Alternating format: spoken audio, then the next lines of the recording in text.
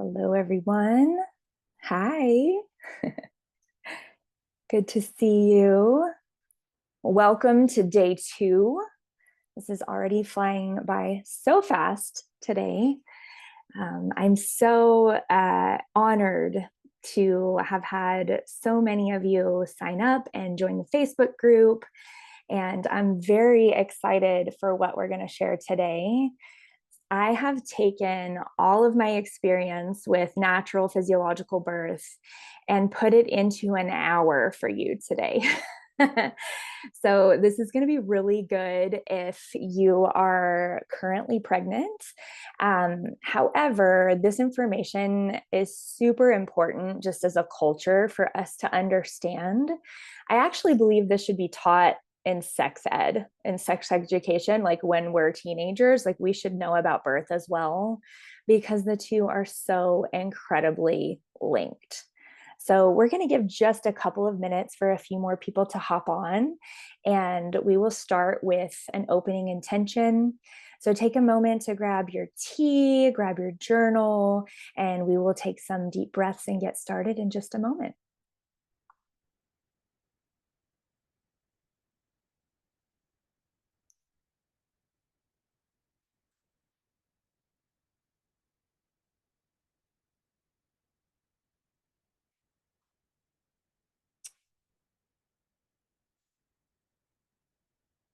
Okay.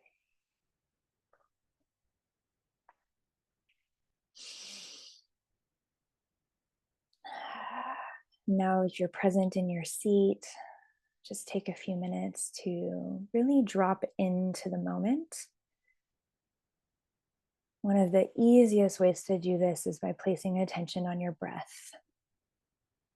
And really just notice how your breath is moving in and moving out. Take a moment to maybe sway back and forth. Get into your body.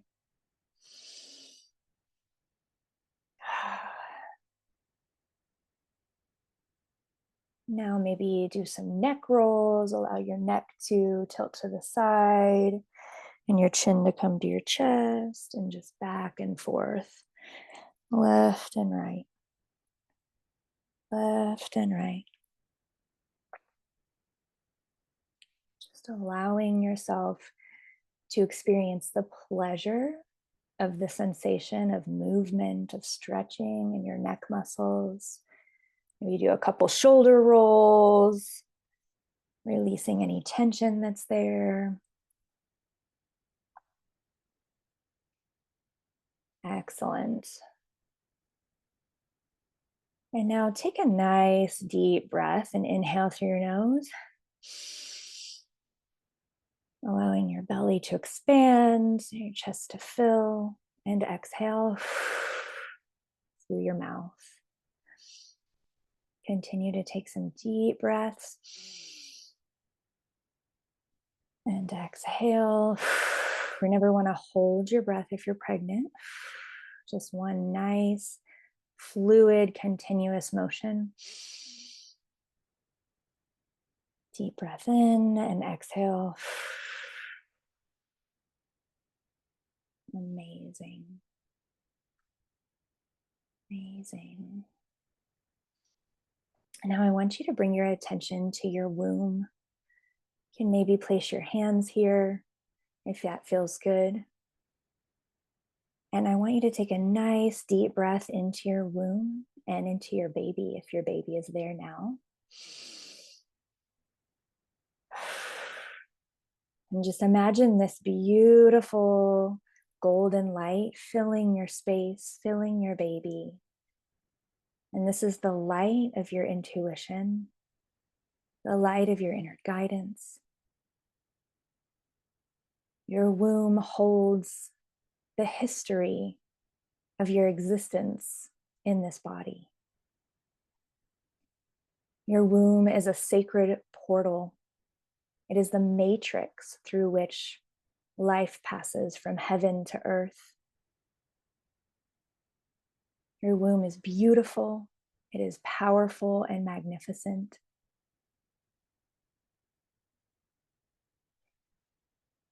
And your body is sacred, and your body is divine, and your body is designed to birth life.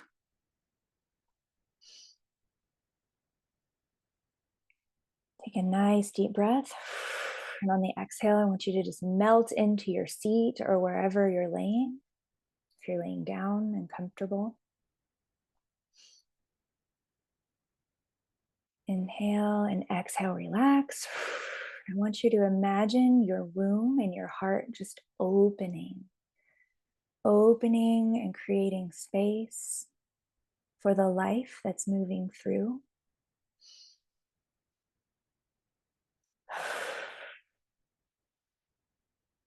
Take some nice deep breaths.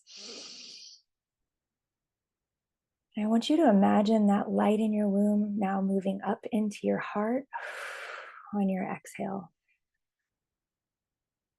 So inhale, fill your womb with light. Exhale, imagine that light moving up into your heart and filling your heart with golden light.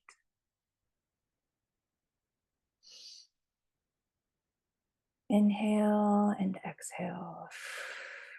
Golden light moving up.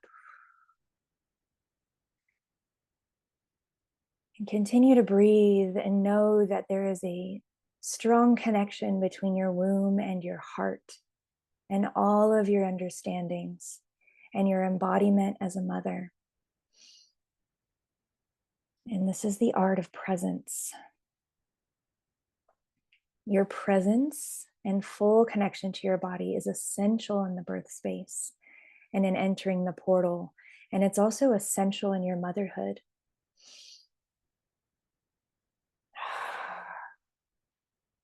The more and more embodied we become, the more connected we are to our baby, to our spirit, and to our motherhood.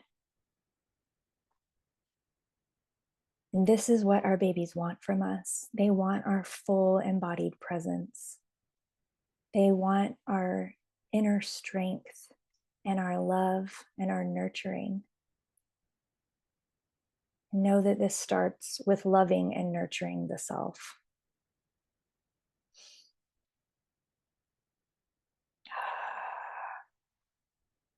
We invoke gratitude for our body. You can say to yourself after me, thank you, body. Thank you for my curves. Thank you for my cycles. Thank you for my power. And thank you for the capacity to create and birth life.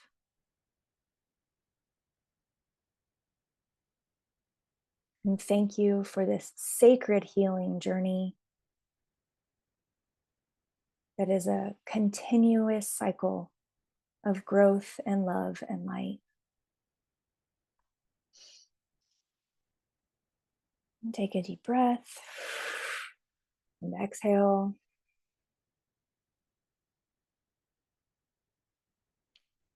Beautiful. Now bring your attention to your toes, give them a little wiggle. To your fingertips, give your fists a little squeeze. And when you're ready, open your eyes.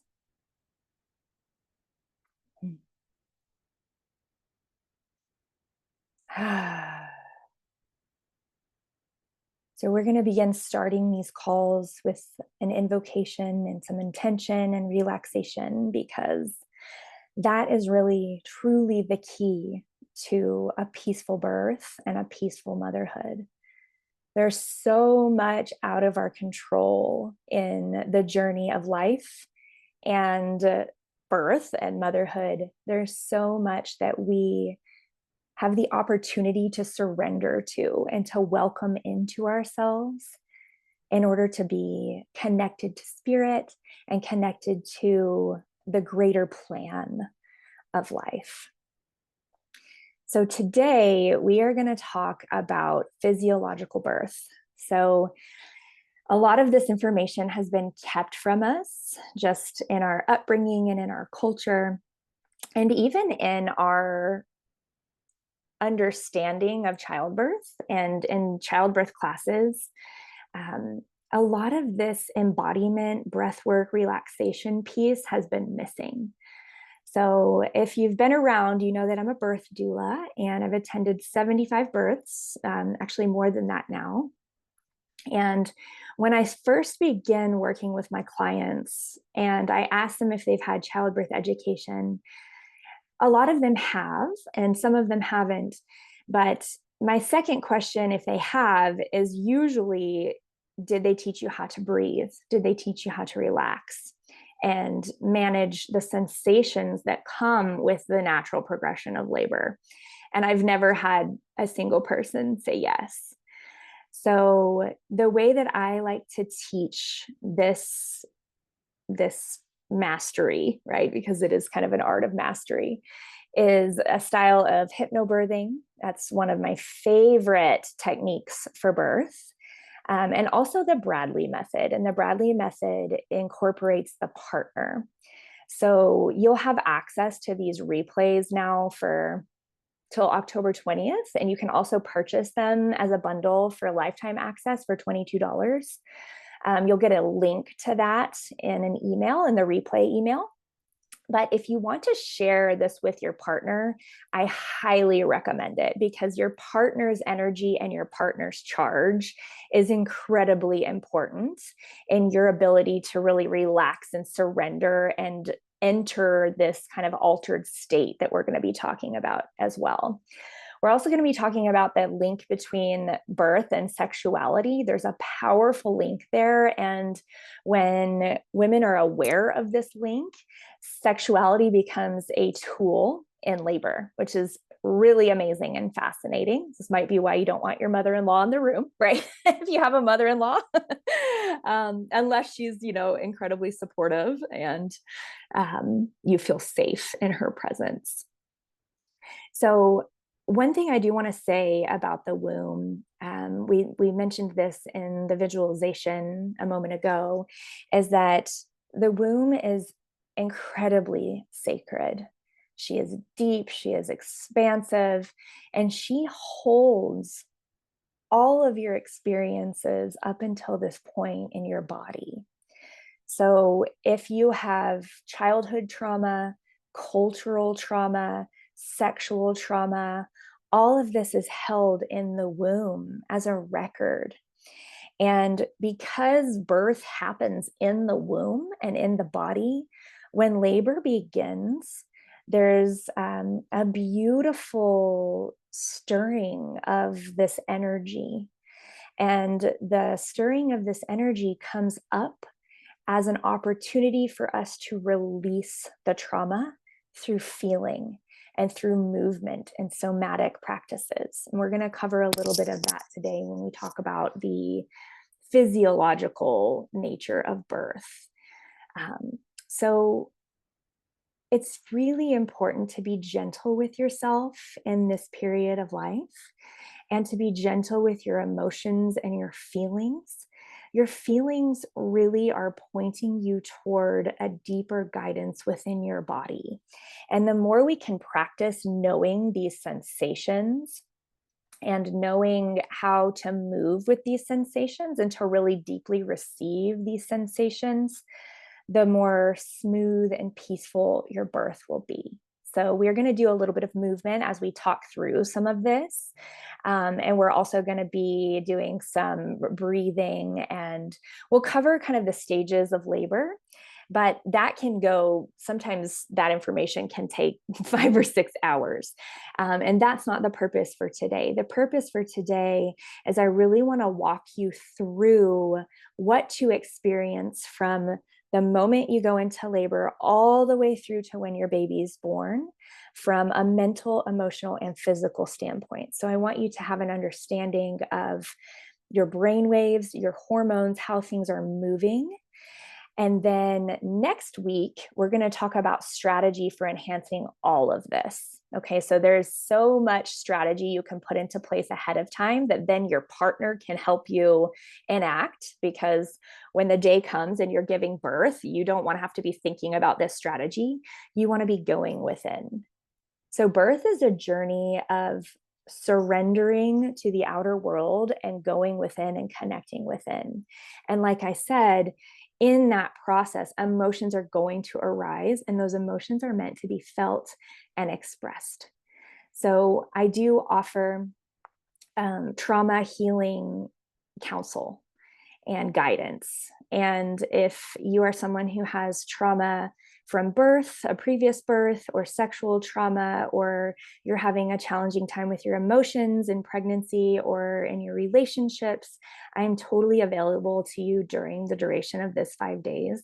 I would love to hop on a call with you. You can send me a message on Instagram or in the Facebook group, and I am so there to support you.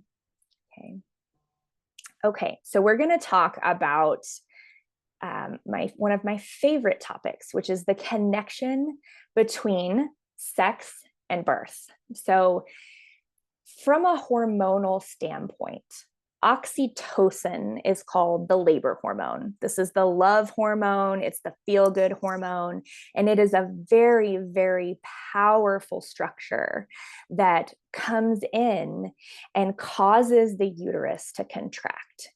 So in part of the strategy that we're going to talk about next week, you can actually enhance your oxytocin at 35 weeks and beyond. There's actually a strategy for doing that and all different ways that that can be achieved so that you have a greater chance of having a spontaneous onset of labor and really for your labor to go smoothly.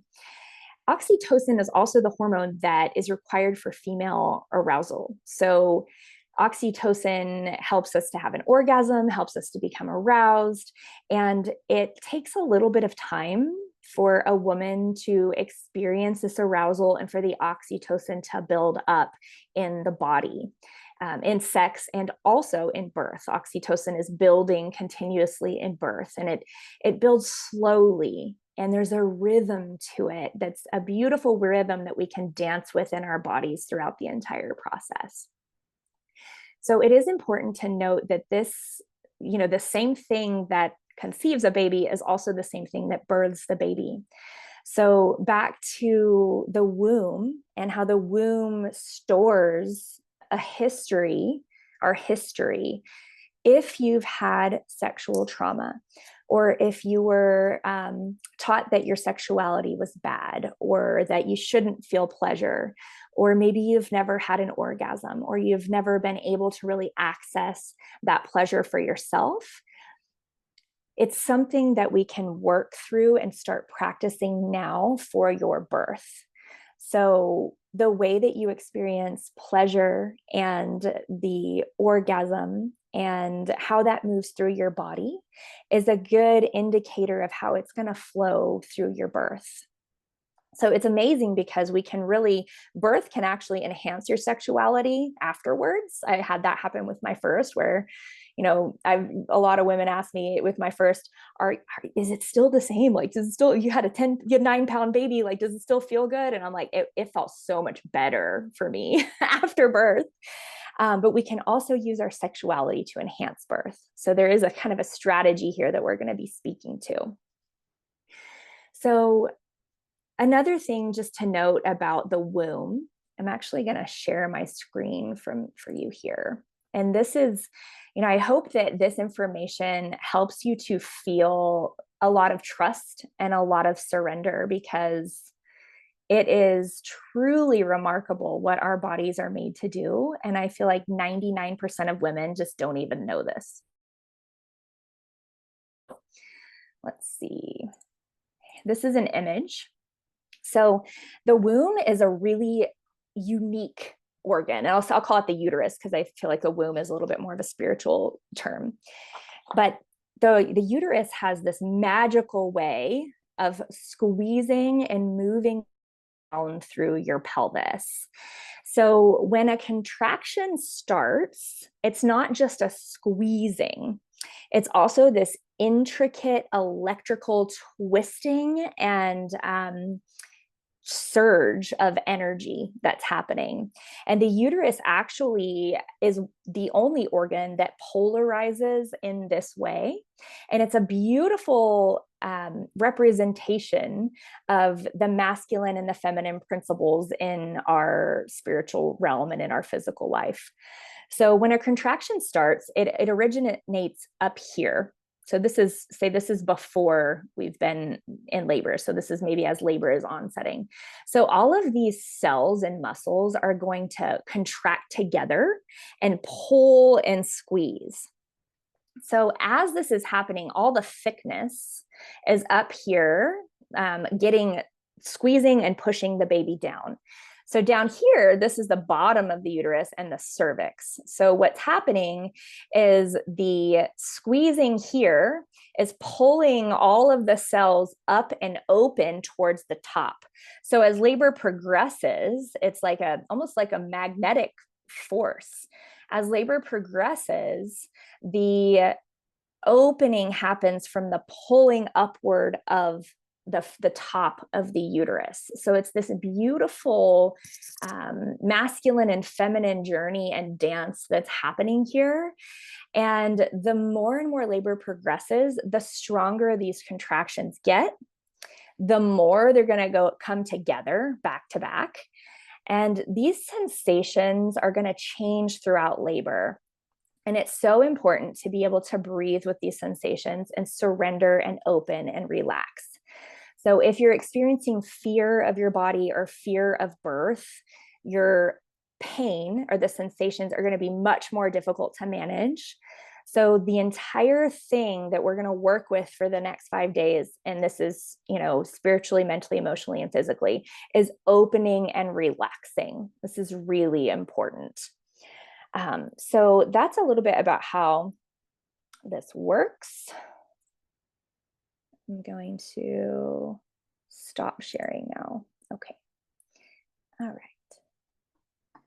Okay, so we're going to go ahead and move to what you're going to experience at each stage of labor. So when I became a doula, I thought I was only going to attend natural births. I had both of my births at birth centers, unmedicated, in the bathtub.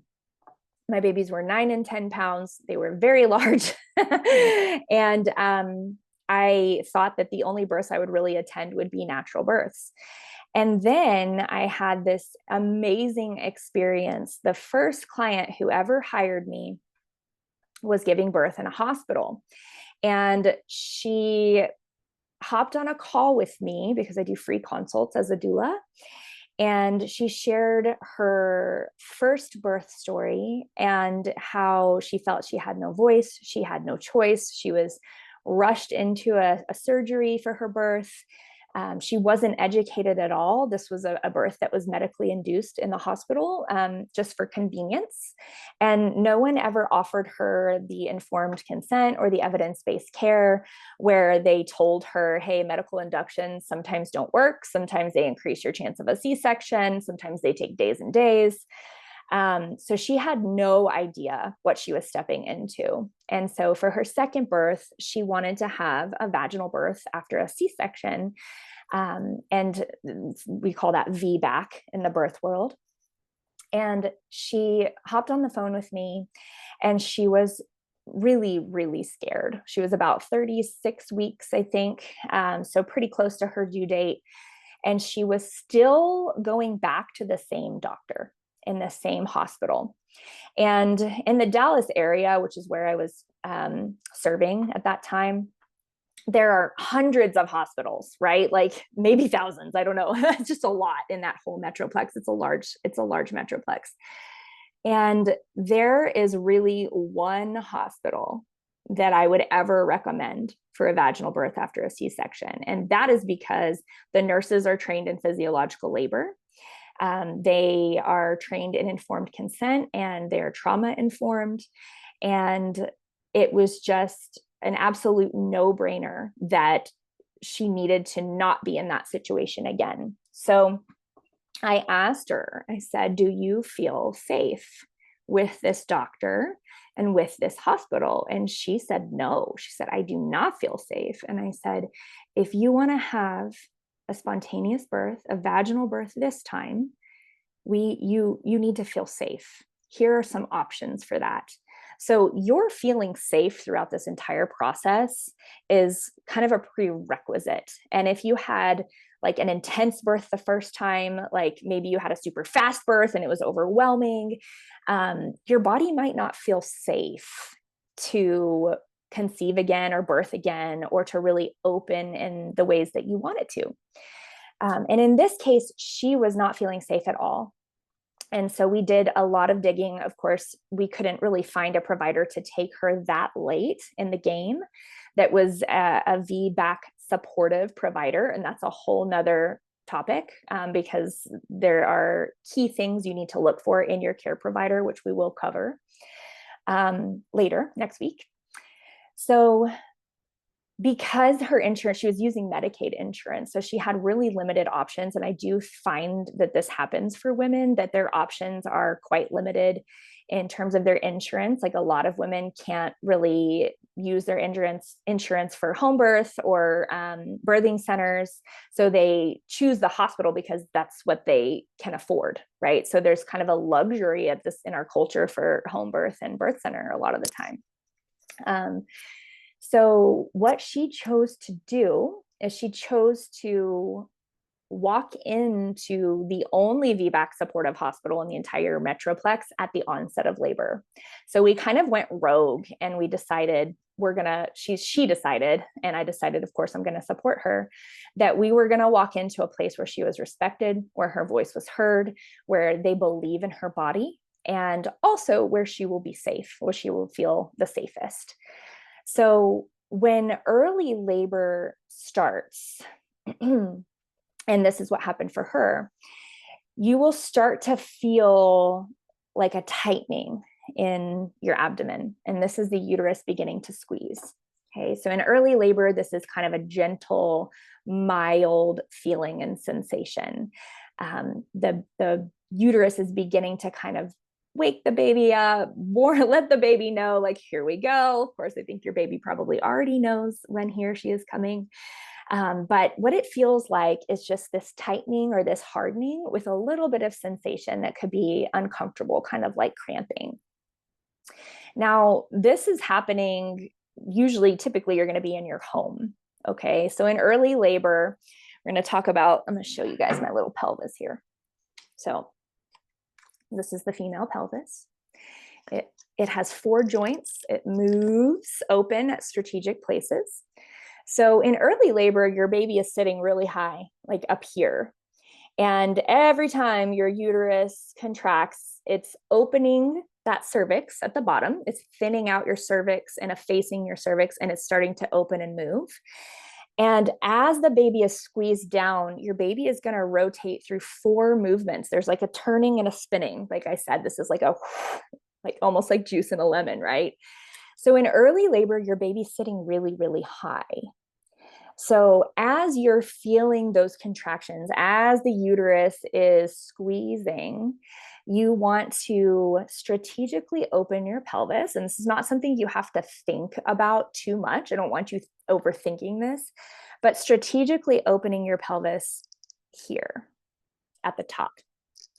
And how do we do that? We make our knees as wide as possible. I know you guys can't see my knees, but my legs are out here like this. Okay, so I've got my legs open.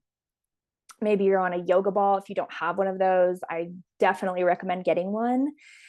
You will, in early labor, you will definitely want to stay home and relaxed and sleep as much as possible. Okay. But if you have a yoga ball, when you start to have those contractions, you could do this in a chair too, you're just going to figure 8 your hips with your knees open and take those deep breaths. So this is really, really good practice for when things get a little more intense later and when you experience transition later. So taking a deep breath in,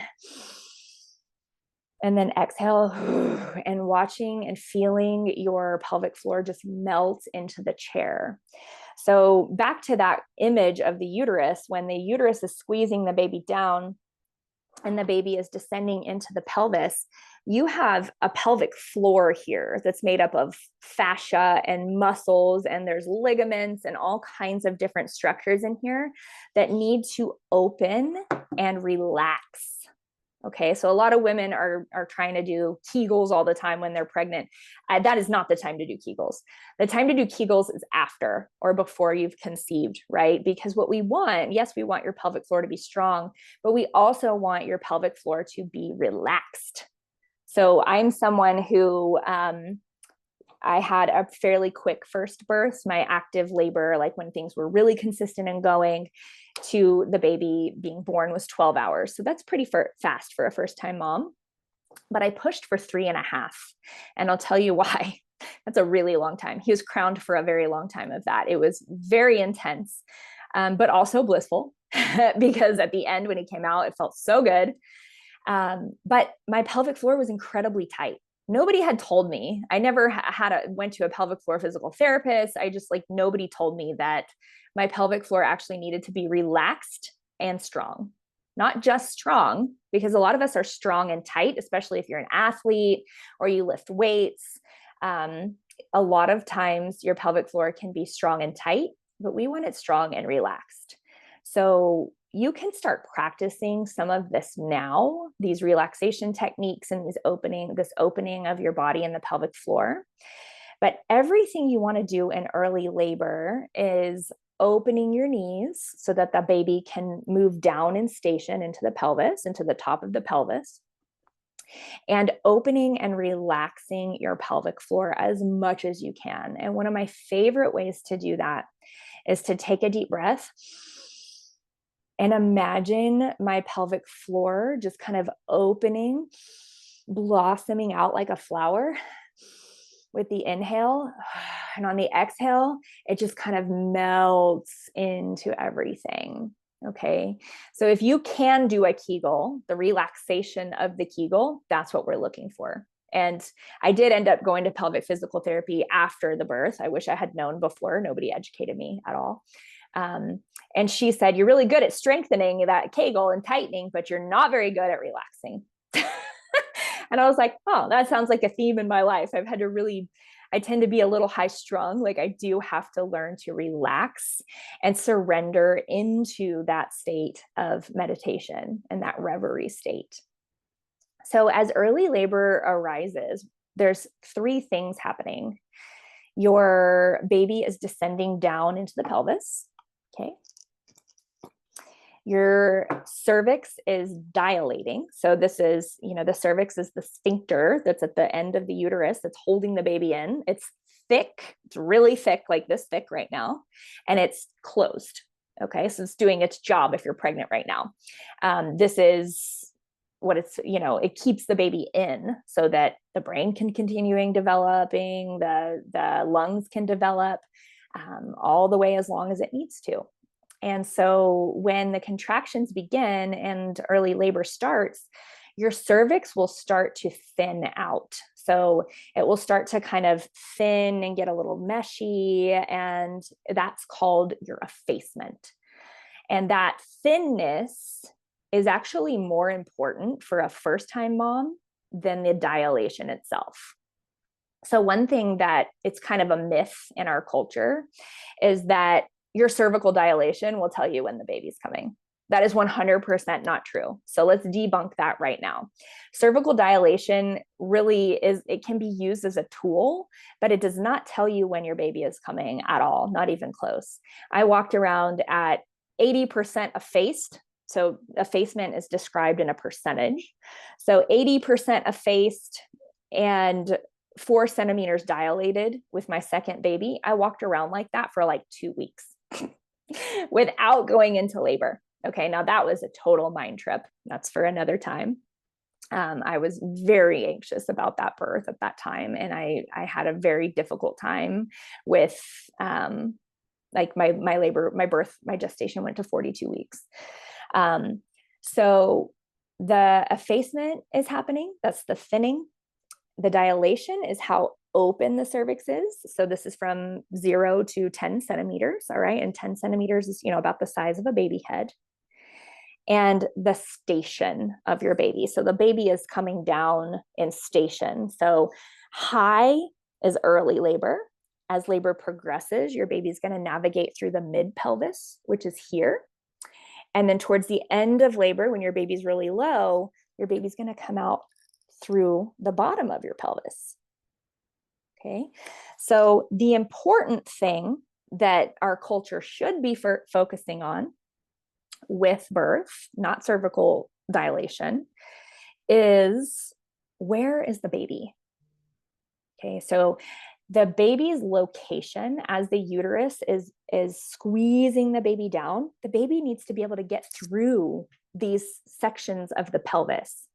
So if your pelvis is tight and won't open, like say this can't happen, or say you've got kind of a lopsided pelvis, like you've got, your pubic bone here is like out of line. Okay.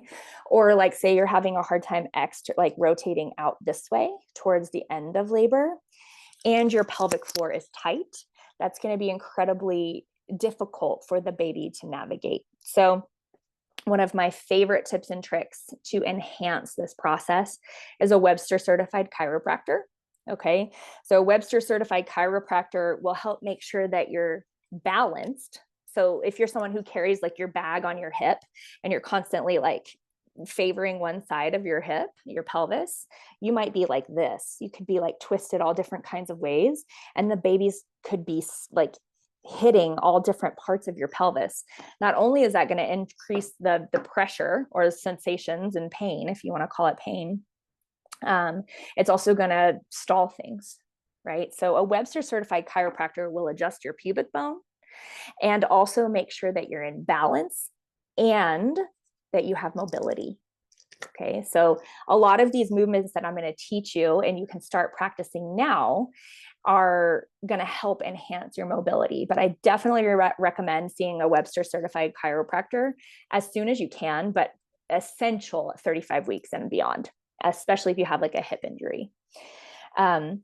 So the baby's coming down in station as your uterus is contracting and squeezing the baby down. Okay, so the baby's is going to engage on your cervix and push it open and assist and tell us where the baby is. Okay, so sometimes it can be a good tool to discern where the baby is, because where the baby is can help us decide how to move your body, right? And you're going to have an innate sense of this in early labor, active labor, and transition, where you're pushing and then you start pushing. You're going to have a sense of what to do here and how to move. And we can also practice those movements ahead of time so that you can be prepared in your mind, body, nervous system to choose the movements and the positions that feel right to you.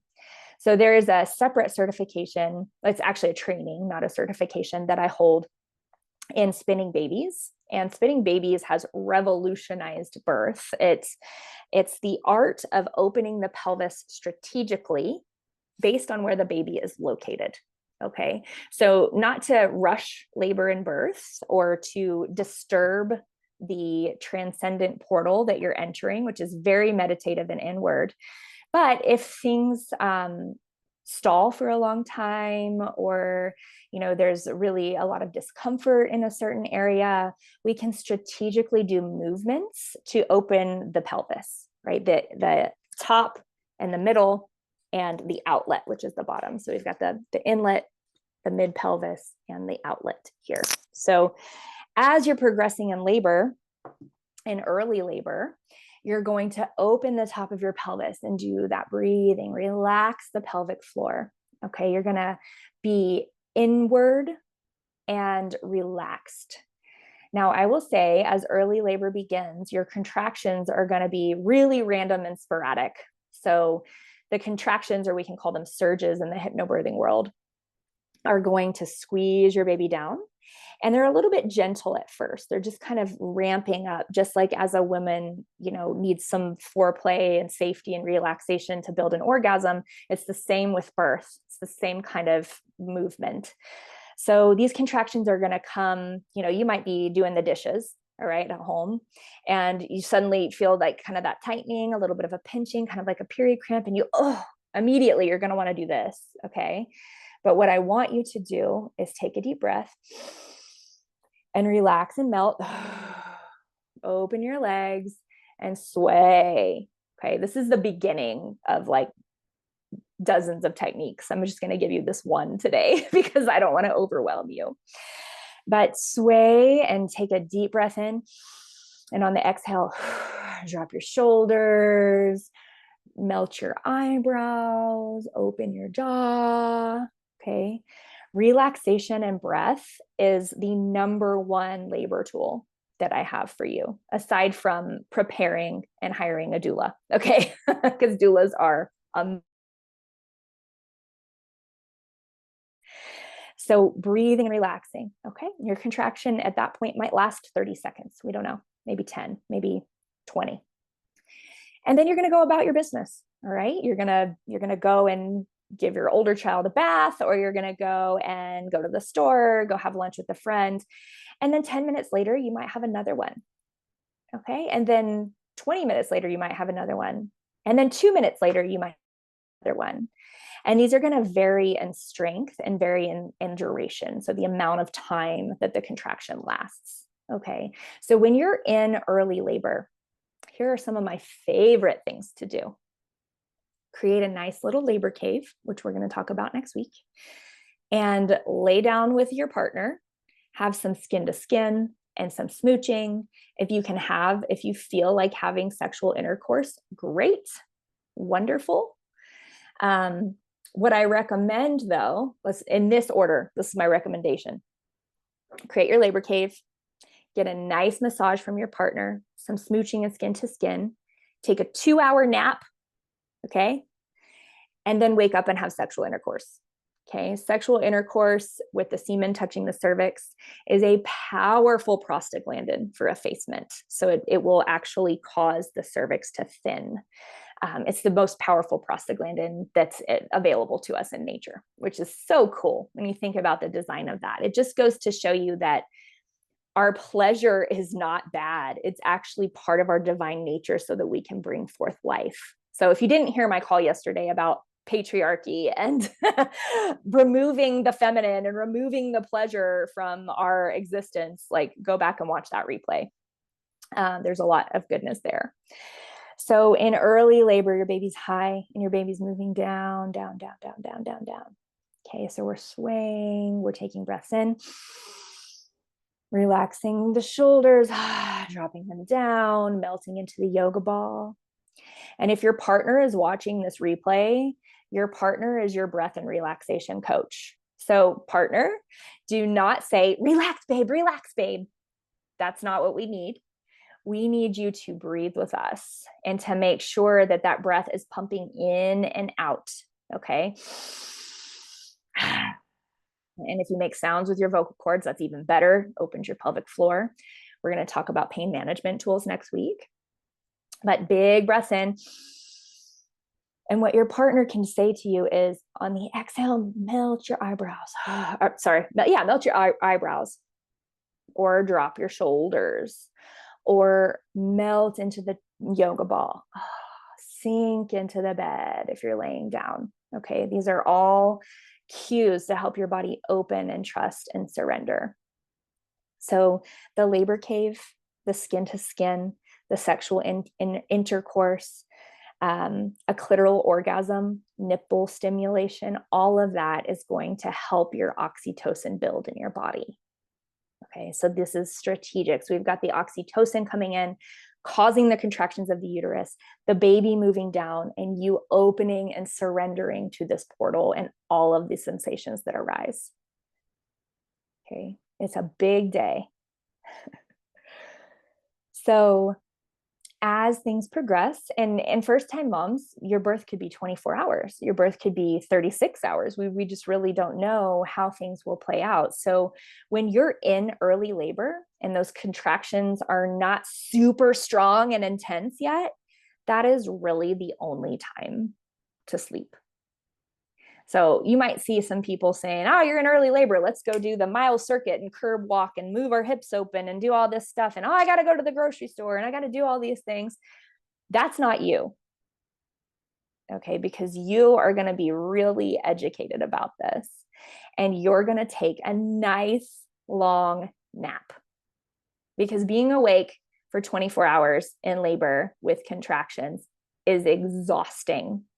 And for me, I didn't heed this. I was actually so excited that I was like up all night, like, oh, I don't having contractions, I'm labor. This is so cool. Like I was so excited.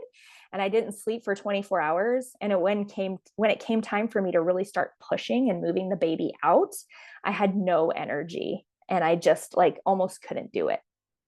So if I had my first birth to do over, I would have done anything possible to get to sleep. I would have woken up my partner and said, I need you to rub my back. I need you to tickle me. I need you to, give me a massage, something to get myself to sleep.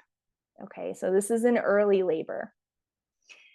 When things start to move, so as the baby is squeezed down, the baby's head is going to start to move here into the mid pelvis, and your cervix is going to continue to open.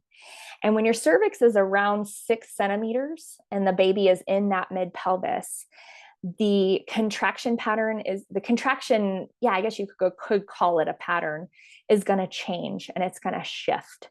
So that pattern, instead of being kind of random and sporadic and all over the place, is actually going to start being really consistent. Like you're going to be able to know when it's coming.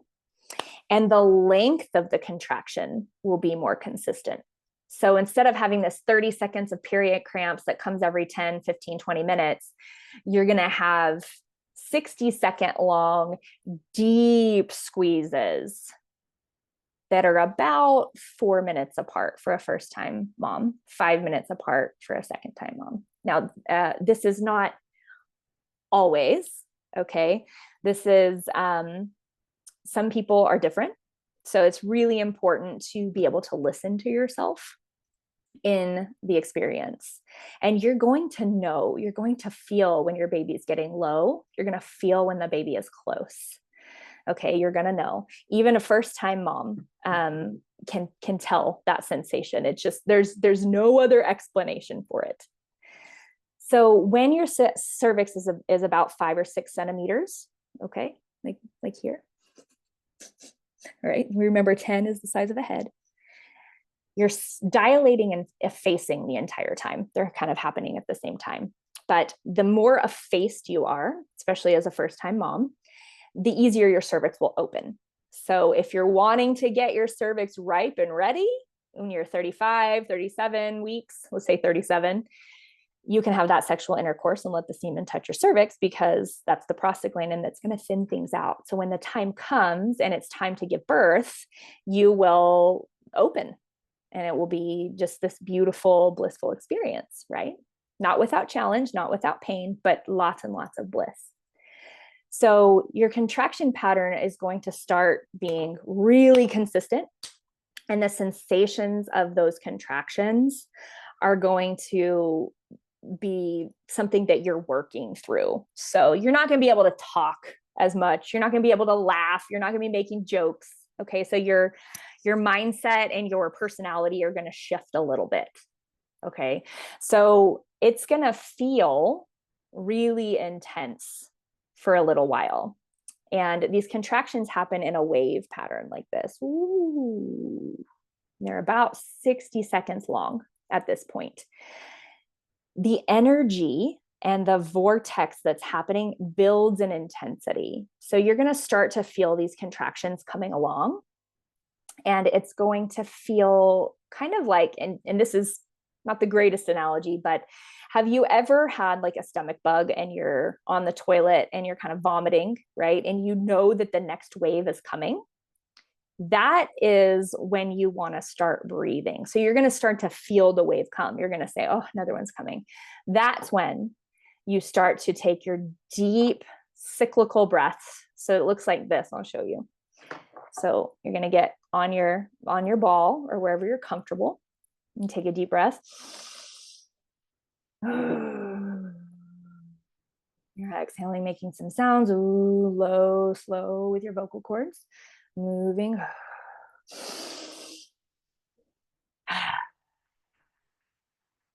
Relaxing, opening.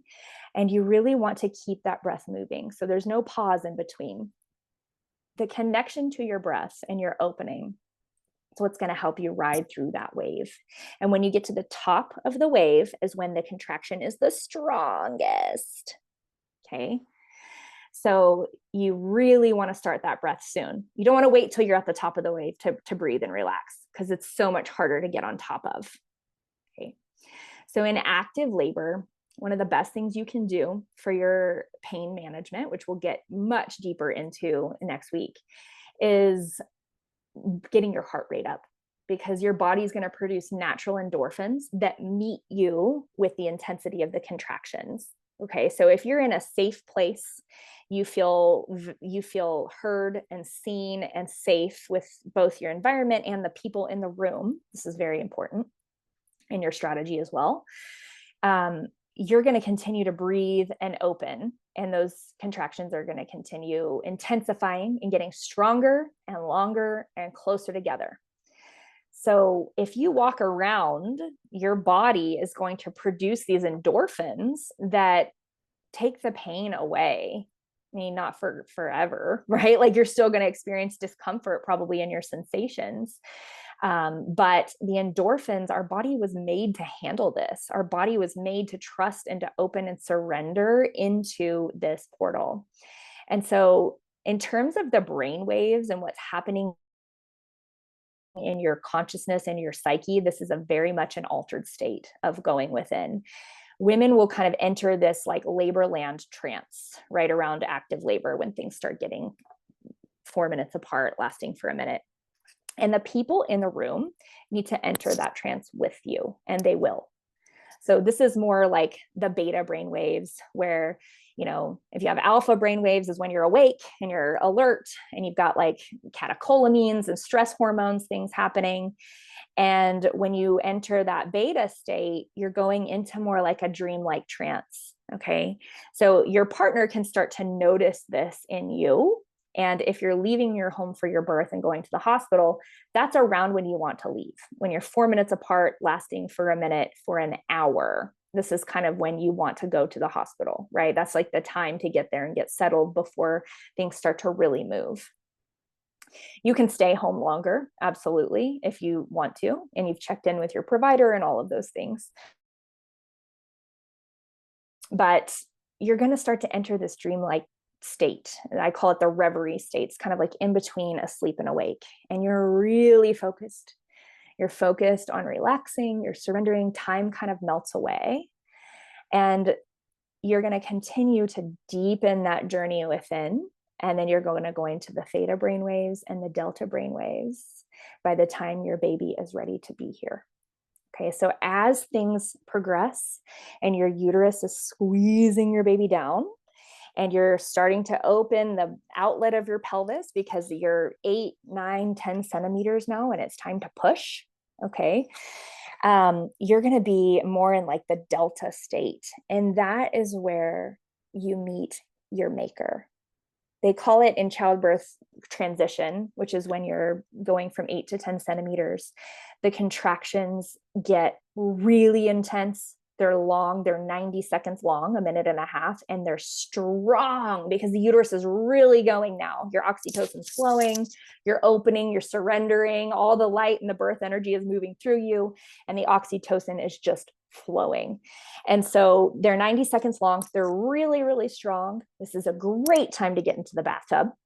Okay. They call the water the midwife's epidural because let me just tell you, that water, when I got in that warm water and it took the gravity of everything, and I just felt like this kind of blissful like blob of energy just kind of floating in the water as my uterus was just doing her magic, right? So around transition, that when you're in that delta state, that is where you meet your baby. So I had the hardest time picking a name for my first child.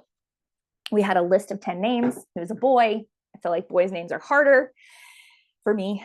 And I was in that delta state, and I was kind of in between awake in the reverie state as well. And I was struggling. Like this part of labor, dilating from 8 to 10 and going into transition where these contractions are long, is probably the hardest part. I mean, pushing and the baby crowning and coming out, we'll talk about next week, but I was falling asleep in between those 90-second contractions, and they were really, really close together. The rhythm was very, very intense. And I was kind of felt my inner voice, and I was laying in the bathtub, my husband's around, the midwife's around, and I was just like, oh, I can't do it, which fear and doubt is a sign that your baby's really close. It's just a normal part of birth.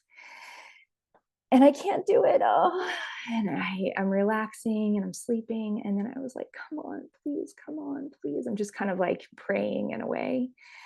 And then I said, come on, please. And the name Bridger, like loud and clear, came into my field. And it was actually a little bit shocking. I was like, whoa. And then it happened again, and Bridger. And that was my husband's first pick for a name. I actually didn't like it at first. And name came to me in that state.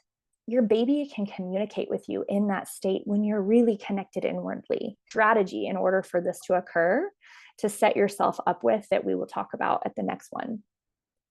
So that theta state and delta state, when you're really going within, is where the bliss and the portal, and you come out forever changed. Okay, so this is the natural physiological process of your birth. And I find that when we talk about the anatomy and we talk about the science and the hormones and all of those things, and this is really just the tip of the iceberg. So much more that I could share with you about this. I love to teach childbirth class, but my hope for you is that in talking about all of this, you feel a trust in your body and a trust in the divine design.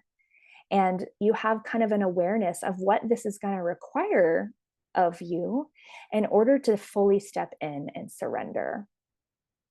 So you need tremendous amount of support here for this experience. Women are not meant to just birth alone.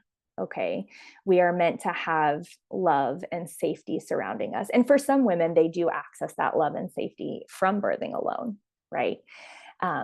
But a lot of us, and I was very, very happy to have a midwife and my husband and my doula. I had those 4 for my first birth, and they were just like on me, attentive, like pulling my hair back, fanning me, peppermint oil when I was nauseous, squeezing my hips, touch.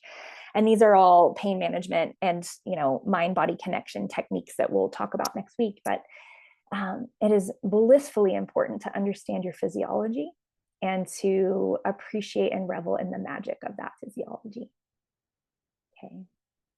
So the exercise for this week is to stand in front of a mirror and look at your full body. So if you have a full body mirror, I want you to stand in front of the mirror, and for 2 minutes, stand and embrace your belly, embrace your womb.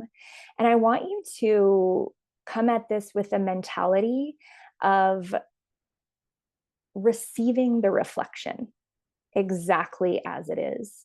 So I noticed that for myself, I was looking in the mirror and I was projecting the image that society told me I should look like, and then judging and criticizing myself again and again. And that's one of the ways that, this disconnected culture, this domination culture, you could call it patriarchy, whatever, wants us to stay stuck in shame and wants us to stay in a critical sense of our bodies, instead of receiving the immense power that is contained in every cell, and especially for a female, because we're giving birth, we're birthing life. That is the most powerful thing. So you are divinely powerful. Your body is divinely powerful. And if you can practice standing there for 2 minutes, placing your hand, giving yourself some love, and receiving the reflection like you've never seen a female body before, like you're an alien from another planet, and come into a place of love and acceptance for your body, and reverence and awe and inspiration for your body. that is the assignment for this week. Okay, so take a picture of your mirror. You can do this naked if you'd like, or with clothes on, however you want to. I found it very powerful naked. Don't take a picture of yourself naked and post it in the Facebook group though, please. But please take a picture of the mirror. Take a picture of yourself, post it in the Facebook group. Those of you who do the week and post them in the Facebook group will be entered into a drawing for a free intuitive reading from Akashic Resources. It's going to help you deeply connect with your heart and soul in this journey. It's a very healing and transformative experience. So that's your assignment this week. Put it in the Facebook group, please.